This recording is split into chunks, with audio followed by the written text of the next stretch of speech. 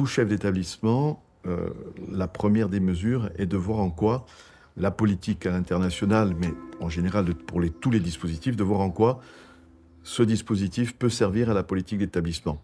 En l'occurrence, le lycée Jean Inglot, appartenant à une cité éducative avec un indice de position sociale le plus faible de l'académie, hormis un établissement, il est évident que ce dispositif va permettre de lutter contre les inégalités des chances et ouvrir le champ des possibles en renforçant l'ambition des élèves.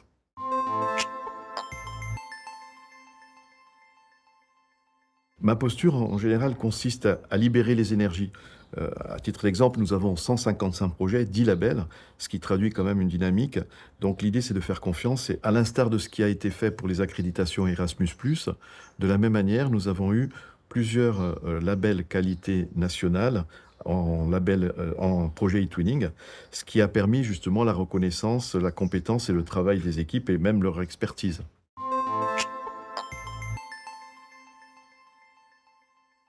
En termes de pilotage, il est certain que l'accréditation des 3 niveaux, l'obtention des différents labels e-twinning et e-twinning school nous a confortés dans la démarche et de ce fait, elle a permis de déboucher sur des formations et des observations qui font qu'on va créer dans le cadre d'un projet CNR NEFL que nous avons obtenu, nous allons créer un Fab Lab qui sera un peu une pépinière des expérimentations et des innovations qui seront menées au sein de l'établissement.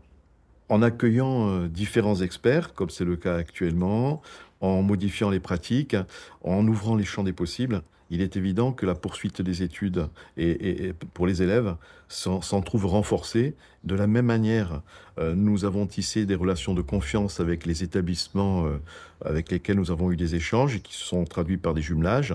Et enfin, on essaye au sein du territoire de la cité éducative d'impulser cette dynamique aux autres établissements. Comme vous le savez, cet après-midi, dans le cadre de la Semaine des langues, donc on se retrouve avec la section européenne espagnole dans le but de présenter ce que nous faisons dans notre projet commun e-twinning Artenea. So I'm going to check if you have understood what we are going to do for the afternoon. So I want someone to present what we are going to do this morning. So, Quentin, you have to explain in English what we are going to do this morning in order to prepare our class for the afternoon. Okay? Okay. This morning we have to check with... Je dirais que le fait de mener régulièrement des projets e-twinning dès la classe de seconde nous permet assez rapidement de déceler quelques difficultés, notamment en termes de fluidité linguistique, de spontanéité dans la prise de parole et au niveau de leur accent également. Et le fait de mener régulièrement différents projets leur permet de progresser assez rapidement à ces différents niveaux. Comment on dit ça en anglais? Banksy did several versions of the same painting to represent different periods of life. Un projet e-twinning, je vais l'inscrire, du moins je vais essayer de l'inscrire dans une logique d'enseignement. Donc le fait qu'il puisse travailler en amont de toutes ces activités, le fait qu'il puisse être force de proposition, les amène tout naturellement à s'investir, à se motiver et à progresser au niveau de leurs compétences linguistiques. Several versions of this painting? Yes. Okay. For many contexts of in the world, like. Ce qui me motive dans le fait de mener des projets e-twinning, c'est avant tout la motivation des élèves. D'autre part, c'est aussi le fait d'avoir obtenu un label, donc un label qualité. Donc ça les a d'autant plus incités à vouloir mener d'autres projets.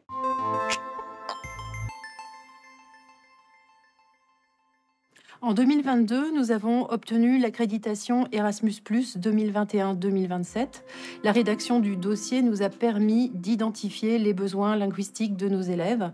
Ils souffrent d'un manque d'opportunités pour voyager, liés à des obstacles économiques et géographiques. Donc notre défi, c'est de leur donner les moyens d'une meilleure compréhension de la langue et d'une meilleure compréhension de la culture de jeunes Européens. En tant que référente RAEI, mes objectifs sont doubles. D'une part, intensifier l'ouverture internationale de notre lycée en offrant des expériences concrètes à nos élèves de collaboration européenne. Et d'autre part, encourager les collègues, les enseignants à des pratiques pédagogiques innovantes, par exemple la pédagogie de projet que propose eTwinning. Donc l'idée est de créer un cercle vertueux où l'ouverture internationale et les pédagogies innovantes se renforcent mutuellement au bénéfice des élèves.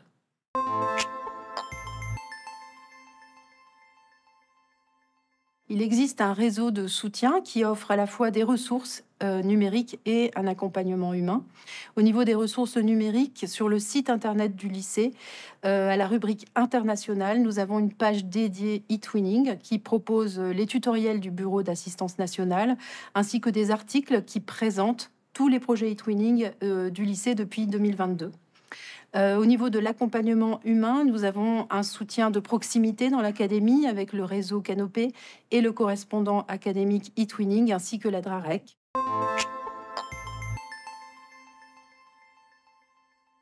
C'est une autre façon d'enseigner les langues qui sort du cadre classique. Par exemple, la collègue de latin mène des projets eTwinning en anglais avec des partenaires italiens et belges. L'ouverture internationale et les mobilités Erasmus peuvent prendre un format hybride, c'est-à-dire une mobilité physique combinée à une mobilité virtuelle que représente le projet eTwinning, ce qui permet de mener toute l'année au long de l'année scolaire un projet sur place, mais aussi avant et après la mobilité.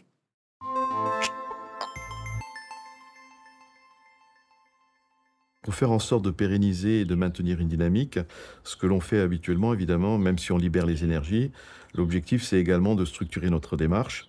De ce fait, la première des actions a été de repérer une personne ressource avec la référente RAEI. Ensuite, c'est d'organiser régulièrement des réunions avec le COPIL et le CODIR. Et enfin, d'organiser au sein de l'établissement des sessions de formation, des fils, que nous faisons 2 fois par an.